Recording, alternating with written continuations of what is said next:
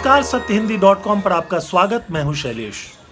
Corona संकट के दौर में कुछ बहुत अच्छी खबरें आ रही हैं और एक अच्छी खबर यह है कि अब बहुत सारे डॉक्टर और विशेषज्ञ मानने लगे हैं कि कोरोना संक्रमण के बावजूद, यानी कोरोना से बीमार होने के बावजूद हर आदमी का अस्पताल में भर्ती होना जरूरी नहीं है।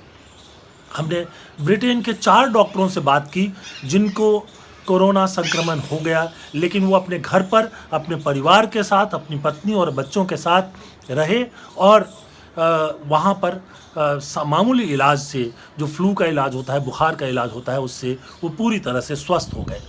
यानी कोरोना से डरने की ज़रूरत नहीं है।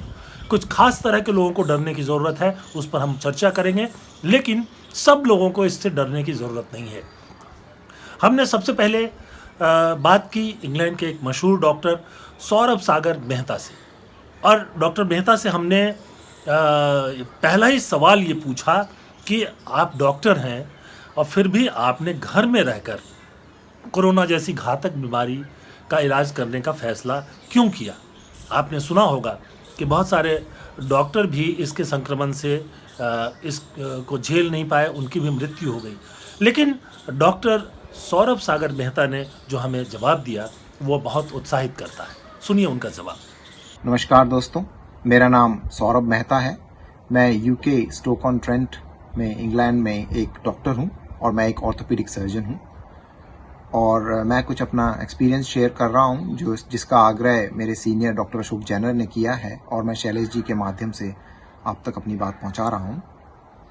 हाँ, मैं एक डॉक्टर हूं और मुझे कोरोना के लक्षण हो गए थे और इसका इलाज मैंने घर पर रहकर ही किया। इसके लक्षण मुझे यूं हुए थे कि बुखार आया था, थोड़ी सी सूखी खांसी थी, पर मेरे शरीर में काफ़ी दर्द रहा और मैं 3-4 दिन तक तो बिस्तर से उठना मुश्किल था। करीब 18 घंटे तक मैं सोता रहता था, बट उसका इलाज मैंने घर पर रहकर ही किया। हमने उनसे दूसरा सवाल पूछा कि आप घर में रहकर अपना इलाज कर रहे थे, तो क्या आपकी पत्नी, आपके बच्चे वो सुरक्षित थे?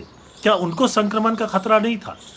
यानी आपके पूरे परिवार को संक्रमण का खतरा था, फिर भी आपने घर में रहकर ही स्वस्थ होने की बात क्यों सोची?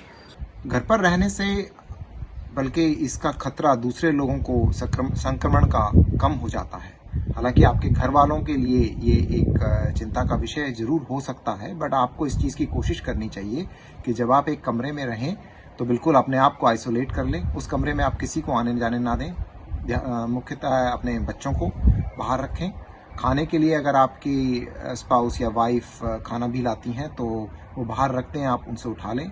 जितना हो सके आप उन लोगों से दूर रहें, क्योंकि ये बीमारी या तो छींक से या खांसी से या ड्रॉपलेट से फैलती है। आपका टॉयलेट भी आपका अलग होना चाहिए, जो आप यूज़ करें टॉयलेट और बाथरूम, उसमें और किसी और को यूज़ ना करने दें जब तक कि या तो आपके सिम्टम्स ख़त्म नहीं हो जाते हैं या 1 हफ्ते तक आपका बुखार वगैरह उतर नहीं जाता है। और अब जब डॉक्टर ने घर में रहकर अपने इलाज का फैसला किया, यानी स्वस्थ होने का फैसला किया, तो फिर ये बहुत स्वाभाविक सवाल बनता है कि इससे उनके परिवार के लोगों की क्या प्रतिक्रिया थी? क्या वो डर नहीं गए थे? क्या उनको ये चिंता नहीं हो रही थी कि उनको भी संक्रमण हो जाएगा? तो फिर क्या होगा? मेरे परिवार वालों की प्रतिक्रिया यही थी कि वो डरे नहीं थे, क्योंकि लकीली मेरी वाइफ भी एक डॉक्टर हैं, वो जानती हैं इसके बारे में। उनको भी ये मालूम है कि ये बीमारी फैलेगी और काफ़ी लोगों में होगी, 70 से 80% लोगों में ये होगी, और 80 से 90% लोगों में ये बीमारी माइल्ड रूप में रहेगी, बहुत तीव्र रूप नहीं धारण करेगी। जब तक कि आपकी सांस ना फूले या सांस लेने में दिक्कत ना आए या खांसी आपको सांस लेने में दिक्कत कर रही है, तब तक आपको इस बीमारी में अस्पताल जाने की ज़रूरत नहीं है। बल्कि अस्पताल जाने पर हो सकता है आपको लक्षण ज़्यादा बढ़ जाएं, क्योंकि आप और ऐसे लोगों के कांटेक्ट में आ सकते हैं। तो इसका इलाज, अगर आपको माइल्ड फॉर्म में ये बीमारी है तो आप घर रह के भी कर सकते हैं। ज़रूरी नहीं है कि अगर आपका टेस्ट पॉजिटिव आ गया है कोरोना वायरस के लिए तो आपको अस्पताल जाना ही है। उसका मतलब यही है कि आप 1 हफ्ते तक या 10 दिन तक अपने कमरे में बंद रहें जब तक आपके सिम्टम्स सेटल ना हो जाएं। हमने अगला सवाल उनसे पूछा कि जब पीक पर थी ये बीमारी, यानी इसका संक्रमण जो था वो पीक पर था, यानी सबसे आखिरी चरण में पहुंच गया था, तब वो कैसा महसूस कर रहे थे, क्या क्या चीज़ें उनके अपने बदन में, अपने शरीर में हो रही थी। कोरोना संक्रमण के समय जब पीक पर था तो हाँ, मुझे दिक्कत तो हुई। मैं उठ नहीं पा रहा था, उठने में भी मुझे, बैठने में भी मुझे काफ़ी शरीर में दर्द महसूस होता था। बट उसके लिए इलाज मैंने यही किया कि मैं रेगुलर पैरासीटामोल लेता रहा। हम लोग यहाँ पर 1 ग्राम पैरासीटामोल लेते हैं। ज़्यादातर भारतीय शहरों में 500 मिलीग्राम की एक पैरासीटामोल की टेबलेट आती है और आपको कोई दवाई साथ नहीं लेनी है, कॉम्बीफ्लैम नहीं लेनी है, सिर्फ पैरासीटामोल ही लेनी है। और पैरासीटामोल 500 मिलीग्राम की 2 गोली आप हर 6-6 घंटे पर ले सकते हैं, यानी कि मैक्सिमम 8 गोलियां एक दिन में 24 घंटे में ले सकते हैं।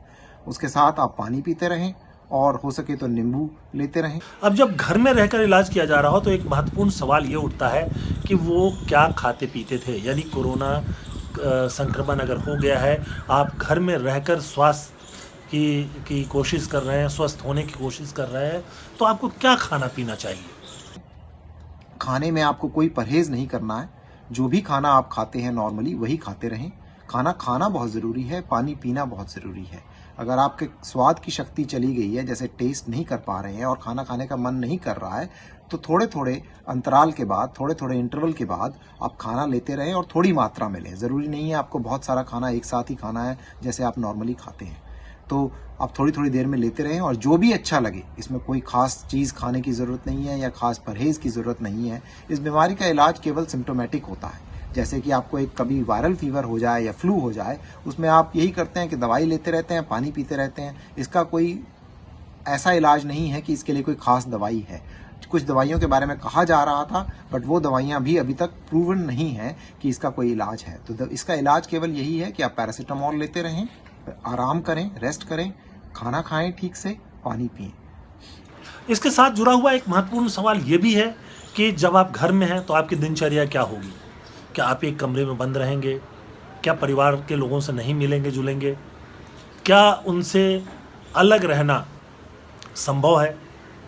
क्या जैसे अस्पतालों में या जो क्वारंटीन सेंटर्स हैं उसमें इंतज़ाम किया जाता है कि जो इसके रोगी हैं, यानी जो संक्रमित लोग हैं, उनको बिल्कुल अलग किया जाए, तो वैसा था या उनका रूटीन, उनकी दिनचर्या जो थी वो थोड़ी अलग थी? इस बीमारी के दौरान मेरी दिनचर्या यही थी कि मैं आराम करता था, लेटता था, थोड़ी बहुत किताब अगर पढ़ सकता था तो पढ़ता था, और 3-4 दिन तक तो वो भी काफ़ी मुश्किल था, तो मैं ज़्यादातर सोता ही था, बट उठता था, खाना खाता था और सो जाता था। एक बात का ध्यान रखना है इसकी दिनचर्या में कि जो भी आप कपड़े इस्तेमाल करते हैं या बिस्तर इस्तेमाल करते हैं या तौलिया इस्तेमाल करते हैं, उनसे भी ये फैल सकता है। तो या तो आपके घर में अगर वॉशिंग मशीन है तो आप 50 से 60 डिग्री में अपने कपड़े धोएं या और किसी के कांटेक्ट में ना आने दें। बेहतर यही होगा कि आप खुद ही डालें उनको, एक पॉलीथीन में बंद करके पॉलीथीन सीधा वहीं डालें। और अगर वॉशिंग मशीन नहीं है तब भी 50 से 60 डिग्री में आप इन कपड़ों को डुबो दें और उसके बाद इनको धोएं। इंग्लैंड के डॉक्टर सौरभ सागर मेहता, जो कि कोरोना से पीड़ित हो गए थे और घर पर रहकर ही उन्होंने अपने आप को स्वस्थ कर लिया बिना किसी खास दवा के, और उनसे बातचीत करके हमें एक बात तो बहुत अच्छी तरह मालूम होती है, वो ये कि भारत में जो लोग इतना डरे हुए हैं, क्वारंटीन से डर जाते हैं, कोई पुलिस के आने से या स्वास्थ्य कर्मियों के आने से ही डर जाता है, कई जगहों पे उन पे हमले हो जाते हैं, असल में इससे डरने की ज़रूरत नहीं है। बहुत साफ बात है कि जो लोग स्वस्थ हैं, स्वस्थ होने से मतलब होता है कि उनको डायबिटीज़, सांस की बीमारी, दिल की बीमारी या किसी और तरह की कोई बीमारी नहीं हो, तो ये संक्रमण उनको होगा। और जैसे हमको सर्दी जुकाम या फ्लू हो जाता है, वायरस से होने वाली दूसरी बीमारियां हो जाती हैं और वो अपने आप 5-7 दिनों में ठीक हो जाती हैं, उसी तरह से कोरोना का संक्रमण भी 2 हफ्ते में, करीब 14-15 दिनों में या 3 हफ्ते में अपने आप ही समाप्त हो जाता है। और इसलिए एक्सपर्ट्स तो अब बता रहे हैं कि 70% से ज़्यादा, करीब 80% तक लोग ऐसे होंगे जिनको संक्रमण के बारे में पता नहीं चलेगा। उनको कोरोना का संक्रमण हो भी जाएगा, वो ठीक भी हो जाएंगे, उनको पता नहीं चलेगा। पर खतरा इसलिए होता है कि अगर वो बाहर जाएंगे तो वो दूसरे लोगों को संक्रमित कर सकते हैं, और दूसरे जो संक्रमित होने वाले लोग हैं वो, उनमें से अगर कोई डायबिटीज़ का मरीज़ है, सांस की तकलीफ़ है, दिल की तकलीफ़ है, हार्ट डिजीज़ जिसको हम कहते हैं, या कोई और गंभीर बीमारी है, कैंसर है, या वो ज़्यादा उम्र के हैं, आमतौर पे ये माना जा रहा है कि 65 साल से ज़्यादा की उम्र के हैं, बल्कि 60 साल से भी ज़्यादा की उम्र के हैं, तो इनकी जो इम्यूनिटी है वो थोड़ी कम हो जाती है और इसलिए खतरा होता है। जो डेथ के फिगर्स हमारे सामने आते रहे हैं उनमें भी ज़्यादातर मृत्यु ऐसे ही लोगों की हुई है जो पहले से किसी न किसी बीमारी से ग्रस्त थे। ऐसे बहुत कम लोगों की मृत्यु हुई है जो स्वस्थ थे, युवा थे। तो इसलिए ये बहुत ज़रूरी है कि लॉकडाउन का पालन करें आप, ताकि आपसे दूसरों को संक्रमण नहीं हो, दूसरों से आपका संक्रमण नहीं हो, और अगर ये संक्रमण हो भी जाए तो घबराने की ज़रूरत नहीं है। ये संक्रमण ख़त्म हो जाएगा अपने आप और ज़्यादातर लोगों को किसी तरह के विशेष इलाज की ज़रूरत नहीं पड़ेगी, अस्पताल में दाखिल करने की ज़रूरत भी नहीं पड़ेगी। हमने 3 और डॉक्टरों से बातचीत की है और एक एक करके इन तीनों डॉक्टरों के अनुभवों को आपके सामने लाएंगे। इस एपिसोड में बस इतना ही। सत्यहिंदी.com पर के साथ आपका जुड़ाव बढ़ता जा रहा है। हम आपको ध्यान दिला दें कि आप इस वीडियो के साथ भी और इसके बाद सत्यहिंदी.com के वेबसाइट पर भी आपको विशेष सूचना का एक टैग मिलेगा। आप उसको उस बटन को दबाएं, आपको कुछ सूचनाएं मिलेंगी, आप हमसे और भी करीब से जुड़ सकते हैं। तो इस अंक में बस इतना ही। बहुत बहुत धन्यवाद। नमस्कार। सत्य हिंदी के और वीडियोस को देखने के लिए हमारे YouTube चैनल को सब्सक्राइब करें और सीधे नोटिफिकेशन पाने के लिए बेल आइकन दबाएं।